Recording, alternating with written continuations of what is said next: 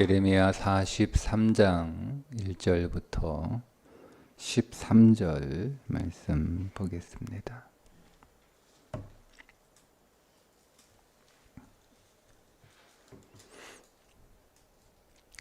함께 읽겠습니다.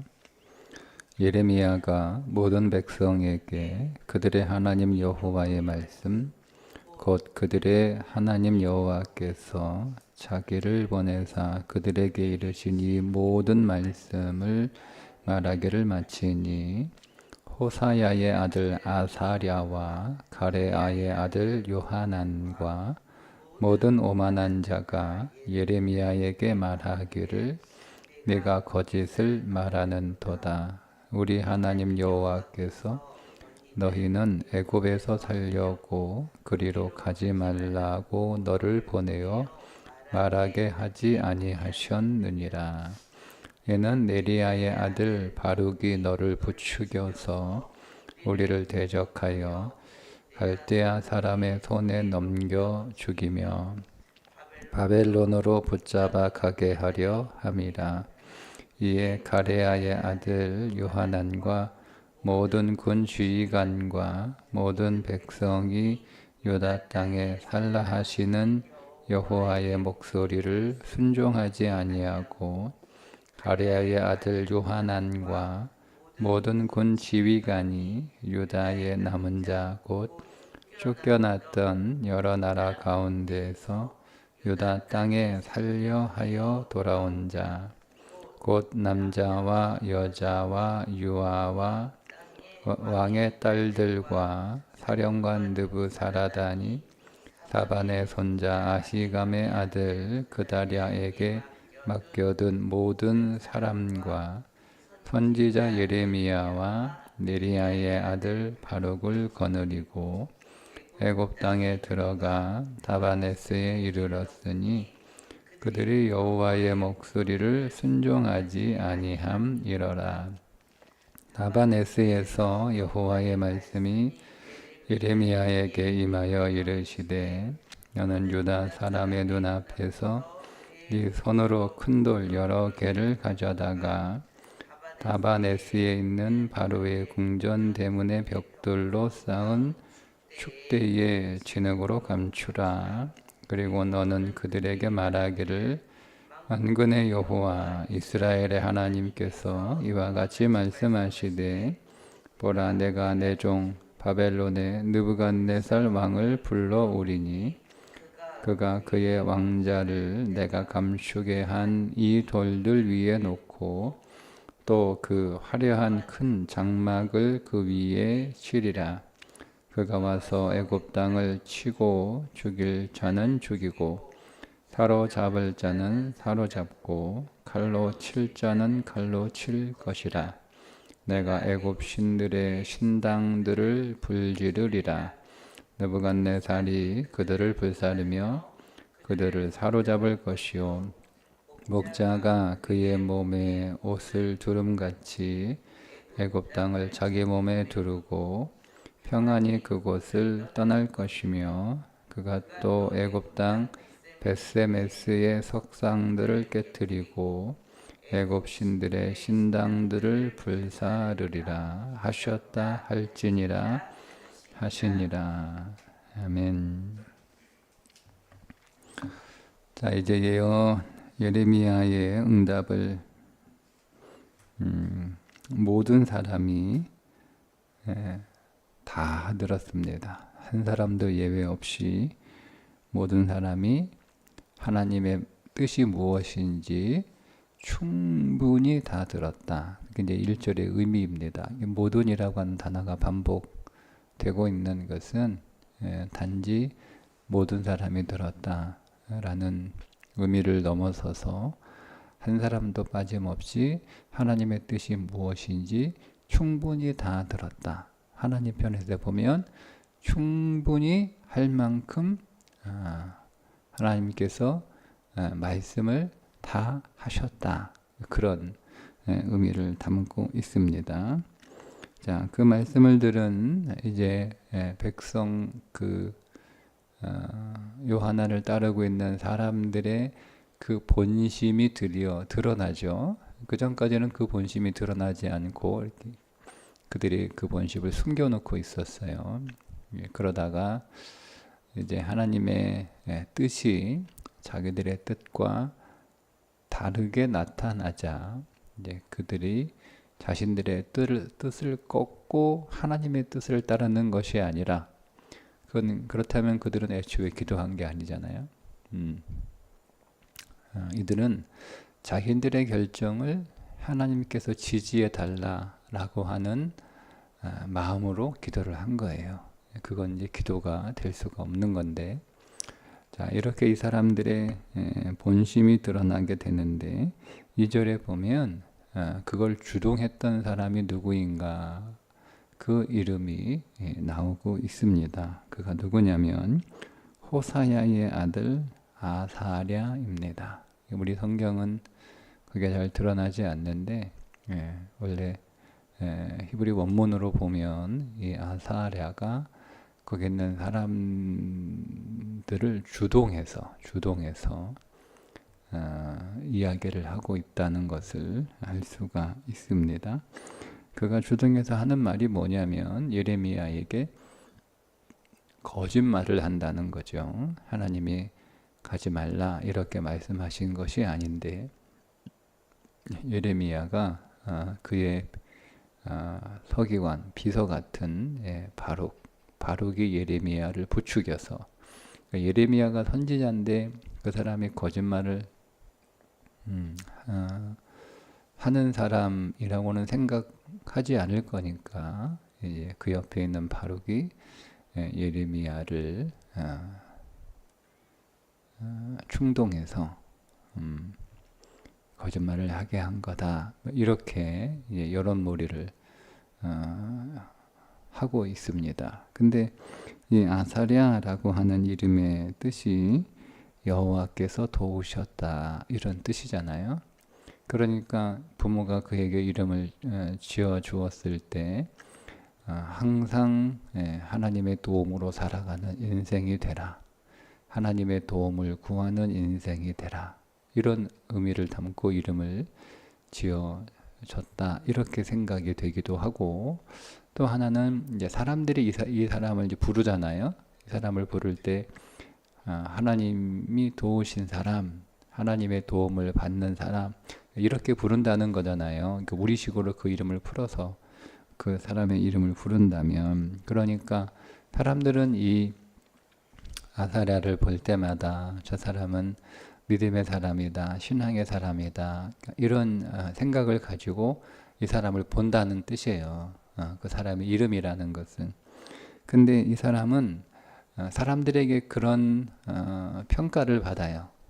내가 믿음의 사람이고 하나님의 도움을 구하는 사람이고 하나님의 도움으로 사는 사람이고 그런 사람들이 나를 그렇게 보는 거예요. 근데 이 사람의 삶의 진실은 그렇지 않잖아요.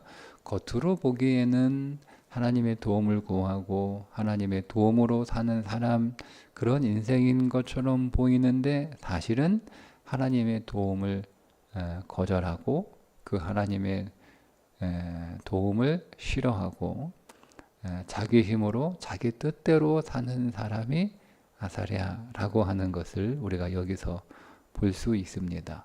자, 우리가 이 2절을 통해서 사람들이 나에게 어떻게 말하느냐는 아무것도 아니라는 거예요. 우리가 거기에 속으면 안 돼요.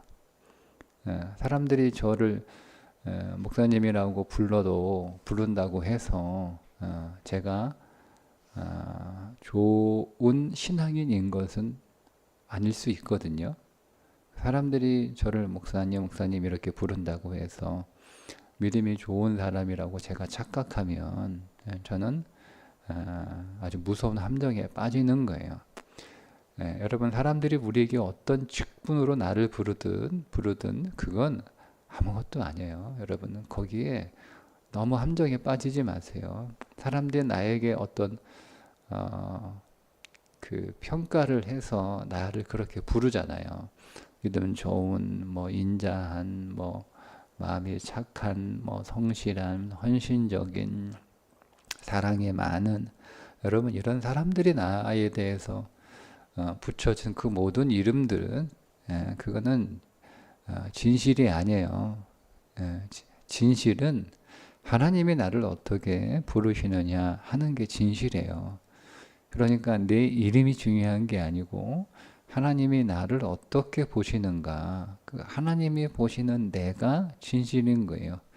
반대로 얘기해서 사람들이 나에 대해서 좋게 말하거나 나를 좋게 보지 않아요. 그럴 수 있잖아요. 네. 그거조차도 사실은 아무런 의미가 없는 거예요. 하나님이 나를 어떻게 보시느냐가 그게 진짜 중요한 거예요. 그러니까 우리가 사람들이 나를 어떻게 보느냐에 대해서 우리가 물론 신경을 써야 되겠지만, 그러나 정말 우리가 중요하고 정말 우리가 관심을 가져야 되는 부분은 하나님이 나를 어떻게 보시느냐 하는 거예요. 사람들은 정확하게 보면서도 솔직하게 얘기하지 않습니다. 그렇지 않나요? 여러분이 어떤 사람이, 그 사람이 어떤 사람인지 훤히 보여요. 훤히 보여요. 속이는 사람이고, 왜곡하는 사람이고, 훤히 보인단 말이에요. 그런데 우리가 그 사람 속이 훤히 보이는 짓을 하고 있음에도 불구하고 우리가 가서 내가 보이는 대로 다 얘기하지 않잖아요. 그죠? 좋게 얘기하잖아요. 그죠? 좋게 얘기한단 말이에요. 그러니까 사람들이 나에 대해서 하는 그 말은 그 사람들이 나에 대해서 내가 어떤 사람인지 이미 다 훤히 알고 있음에도 불구하고 그대로 나를 부르지 않거든요. 나를 꾸며서 부른단 말이에요. 서로 이제 얼굴 마주보고 살아야 되니까. 그러니까 여러분, 사람들이 나에 대해서 이미 다 알고 있음에도 불구하고 그걸 그대로 우리에게 말해 주지 않기 때문에 사람들의 말에 대해서 우리가 너무 이렇게 왔다 갔다 할 필요 없다라는 거죠. 그러니까 그건 그냥 그 사람 입장에서, 그 사람 상황에서, 그 사람의 목적에 의해서 나를 그렇게 부르는 거예요. 예. 그러니까 그 사람은 그 사람의 입장과 처지와 목적이 있는 거. 나를 그렇게 평가하고 나를 그렇게 부르고 나에 대해서 그렇게 말하는 그 사람의 목적이 있는 거예요.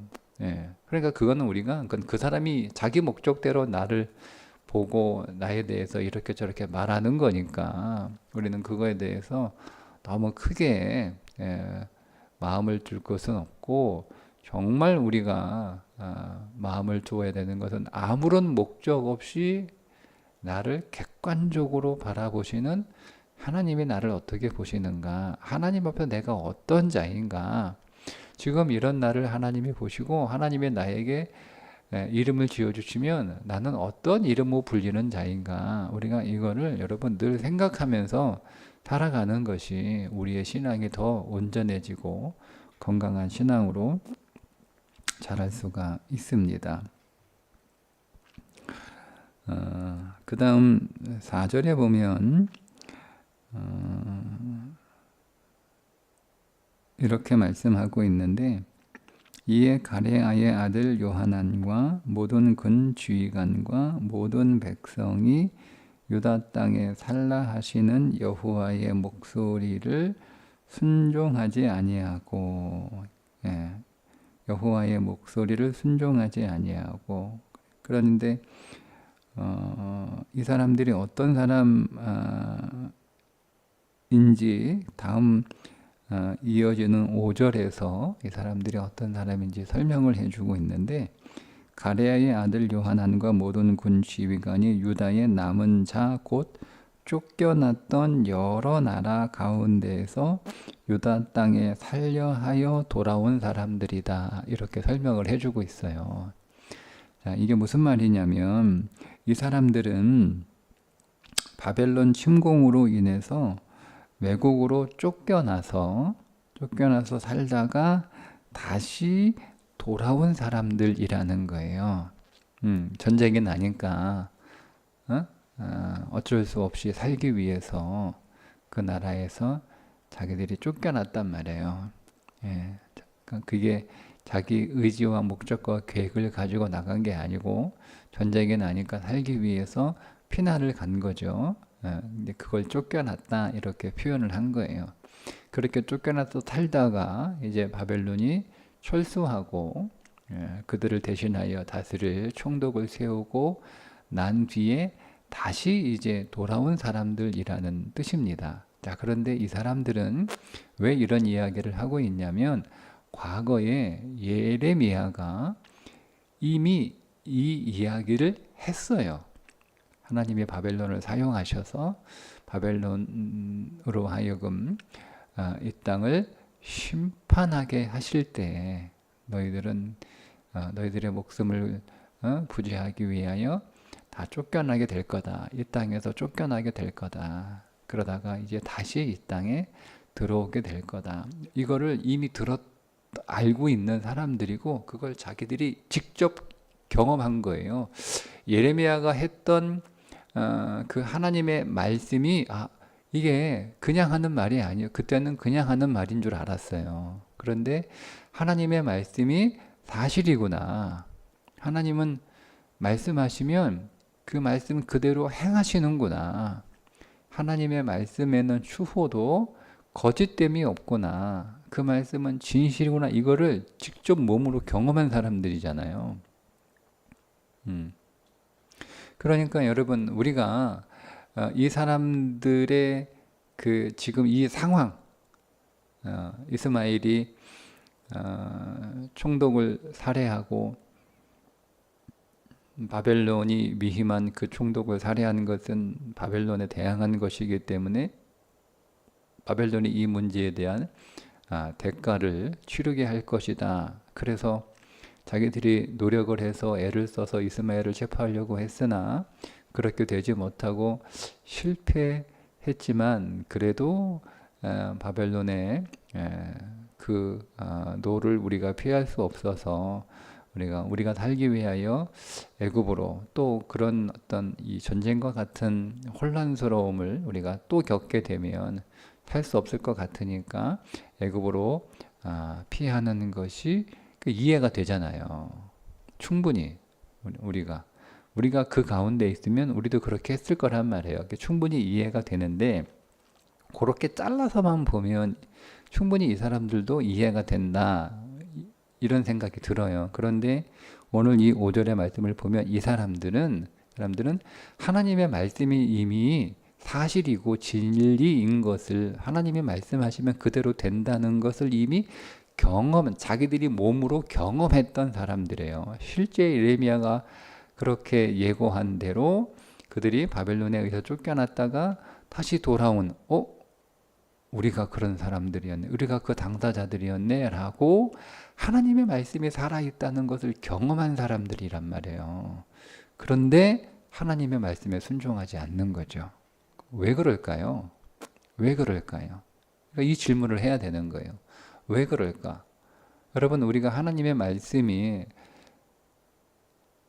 진리라는 것, 그 말씀은 살아있다는 것, 하나님의 말씀하시면 하나님은 그 말씀대로 일하신다는 것을 우리도 경험하잖아요. 그래서 우리도 하나님 말씀은 살아있어. 우리가 여러 번 이런 이야기를 하지 않습니까? 그럼에도 불구하고 오늘 우리 역시 우리의 삶 안에서 불순종하는 일들이 있단 말이에요. 왜 그럴까 하는 거예요. 왜 그럴까? 자, 그 원인을, 그 이유를 5절에 기록하고 있어요. 그게 이제 마지막 하반절에 유다 땅에 살려하여 돌아온 자라는 구절에서 살기 위해 돌아온 자 이런 뜻이잖아요. 여기서 이 산다는 말이 임시로 거주하기 위해서라는 뜻이에요. 제가 설명을 해드리면 이런 거죠. 하나님께로 피해서 이거를 좀 우리가 그 믿음의 언어로 좀 우리의 삶 속에 적용하기 위해서 좀 풀어가지고 설명을 해드리면 이런 거예요. 하나님이 오늘 우리의 인생의 피난처예요. 이 사람들도 쫓겨나서 이렇게 떠돌아다니다가 그들이 이제 좀 더 안전하고 좀 더 편안한 곳으로 이렇게 돌아온 거잖아요. 근데 이게 그거 이제 하나님이 다스리시고 하나님이 계시는, 하나님이 지켜주고 하나님이 보호하시는 그 땅으로 피난해서 다시 돌아온 건데, 그들이 그 하나님의 피난처를 영원한 피난처로 삼은 게 아니고 임시 피난처로 삼은 거예요. 임시 피난처. 그러니까 우리도 하나님께 피해요. 우리도 하나님을 찾아요. 우리도 하나님을 구한단 말이에요. 하나님 도와주세요. 하나님 살려주세요. 하나님 지켜주세요. 그게 여러분 우리가 하나님을 피난처로 삼는 믿음의 행위잖아요. 그런데 우리가 그 하나님을 영구한 피난처로 삼는 게 아니고 임시 피난처로 삼는 거예요. 그러니까 잠시 하나님께로 피했다가 그 문제가 사라지면 다시 떠나는 거예요. 그게 불순종이라는 거죠. 그러니까 불순종을 할 수밖에 없죠. 여러분, 우리가 만약에 어떤 재난을 당했어요. 재난을 당해가지고 이제 오갈 데가 없는 거예요. 집도 다 무너지고 뭐 불타고 뭐 막 이런 뭐 물에 잠기고 뭐 이런 재난을 당해가지고 이제 내가 살던 그 거처가 다 훼손이 돼가지고 이제 거기서 살 수 없으니까 이제 시에서 우리들에게 피난처를 제공을 해줘요. 그죠? 그러면 그 피난처가 임시 피난처예요. 내가 다른 거처를 더 좋은, 더 견고한 거처를 마련하기 전까지 거기에서 내가 임시로 머무르고 있는 거예요. 그러면 우리가 그 안에서 그 피난처를 제공한 공무원들의 말을 잘 안 들어요. 왜? 나는 금방 갈 거니까. 투덜하고 하고 뭐, 왜? 나는 이제 갈 데가 있거든. 처음에는 좀 이렇게 얘기를 잘 듣다가 이제 갈 데가 생겼어요. 갈 데가 생겼단 말이에요. 그러면 우리가 그 사람 말을 듣습니까? 안 듣죠. 그 통제에 따르지 않는단 말이에요. 왜? 나가라고 하면 나가면 되고, 나 이제 곧 갈 데가 생겼는데. 근데 내가 오갈 데가 없고 내가 여기서 영구히 살아야 돼. 영구히 살아야 돼. 그러면은요, 내가 여기서 쫓겨나면 큰일이에요. 오갈 데가 없는 거예요. 피난처가 따로 없어요. 그러니까 내가 여기서 영구히 살아야 되니까, 내가 여기서 영구히 살려면 쫓겨나면 안 되니까 말을 잘 들을 수밖에 없단 말이에요. 예를 들자면 제가 이해를 위해서 그렇게 좀 예를 들어 드리는 거예요. 그러니까 우리가 그 거처를 임시 거처로 삼는 거죠. 임시, 잠시 피난할 곳이에요. 그야말로 글자 그대로 피난처예요. 잠시 피하기 위해 하나님 품으로 들어가는 거예요. 잠시 피하기 위해 하나님의 통치 안으로 들어가는 거죠. 잠시 피하기 위해. 그러다가 이제는 소나기가 그치면 이제 그 처마 밑을 떠나는 거예요. 왜? 소나기가 그쳤으니까. 우리가 하나님을 피난처로 삼는 것이 바로 이런 마음으로 하나님을 피난처로 삼고 있는 것이 아닌가. 이런 마음으로, 이런 생각으로 하나님을 피난처, 우리가 하나님은 나의 피난처라고 부르는데, 우리가 그 피난처라고 하나님을 부를 때, 하나님을 나의 인생의 피난처로 삼을 때 우리는 또 하나 생각해야 될 게 있다는 거죠. 이 말씀에 보면 이게 잠시 피하는 피난처냐, 소나기 피하기 위해서 소나기 피하기 위해서 내가 하나님께로 피하는 거냐, 아니면 세상은 안전하지 않다는 것을 내가 분명하게 깨달아서, 야, 하나님 품 안에는 안전한 곳이 어디에도 없다라고 하는 깨달음을 통해서 내가 이제 하나님의 품 안에 내가 영영히 살리라라고 하는 믿음의 각오로 그분을 찾고 그분을 피난처로 삼고 있는 거냐라고 우리가 다시 한번 생각을 해야 된다는 거예요. 이 말씀을 통해서. 근데 우리가 소나기 피하려고 잠시 피하는 피난처라면 우리는 하나님의 말씀에 불순종할 수밖에 없는 거예요. 그러면 우리가 나는 왜 하나님 말씀에 불순종하고 있을까? 이렇게 이제 우리가 이 말씀을 통해서 이해를 하면, 내가 내 인생의 떠나기 피하기 위해서 잠시 하나님께로 피하고 있는 거구나. 내가 그분을 영구한 피난처로 삼고 있지 않는 거구나. 내가 말은 당신은 나의 피난처라고 말은 하지만 사실 내 마음 안에는 그분의 품을 영원한 나의 인생의 피난처로 생각하는 게 아니라 잠시 인생의 선하게 피하기 위해서 피하는 임시 피난처로 삼고 있기 때문에 내가 그분의 말씀에 불순종하고 있는 것은 아닌가. 이렇게 우리가 우리 자신을 좀 더 깊이 들여다볼 필요가 있다는 거죠. 우리는 우리 마음을 여러분 이렇게 깊이 객관적으로 내 마음을 깊이 여러분 들여다볼 필요가 있어요.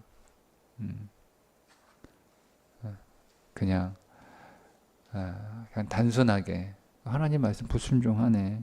하나님한테 알려달라고 기껏 얘기해 놓고 그걸 말씀해 주시니까 자기 뜻하고 안 맞는다고 거짓말이라고 여론몰이하고 자기 고집대로 애굽으로 내려가네. 우리가 이렇게 단순하게 볼 게 아니라 이들은 왜 이런 선택을 하게 되었을까? 이들의 마음의 밑바탕에 무엇이 있었을까? 이들의 마음의 저 깊은 곳에 그들이 생각하는 하나님은, 그들이 생각하는 믿음은 어떤 것이었을까를 우리가 질문하게 되면 제가 말씀드린 대로 하나님을 그저 소나기 피하는 임시 피난처로 생각하고 있었다는 거예요. 이게 이들의 믿음의 실체였다는 거죠. 그 믿음은 하나님 앞에 온전한 기도를 할 수도 없고 하나님의 뜻에 순종할 수도 없는 거예요. 결국 그 인생은 어떻게 됩니까? 패망하게 되죠. 정확하게 하나님이 이미 말씀을 하셨고 다시 또 얘기를 오늘 하시잖아요. 9절에 쭉 보면 이제 하나님께서 예레미야에게 뭘 시켜요. 큰 돌 여러 개를 가져다가 다마네스에 있는 바로의 궁전 대문에 벽돌로 쌓은 축대에 진흙으로 감춰라. 바로의 궁전 바로 옆에 벽돌을 만드는 그런 곳이 있었나 봐요. 거기에다가 큰 돌을 가져다가 쌓아놓은 다에 거기 진흙으로 이렇게 감추어 놓으라는 거예요. 그러면 그게 나중에 어떻게 쓰이냐면 느부갓네살 왕이 애굽을 칩니다. 실제로 역사에 기록하고 있는 거예요. 애굽을 쳐요. 애굽을 쳐서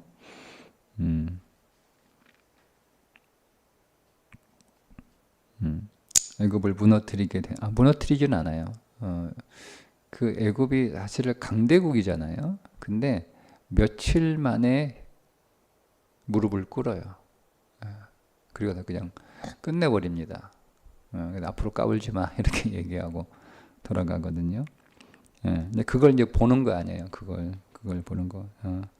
애굽의 왕자인 느부갓네살이 앉게 되는 것을, 바벨론이 앉게 되는 것을 이제 보여주는 거예요. 이걸 예고하면서 그때서 이제 하나님이 말씀하신 그대로 이루어지는구나.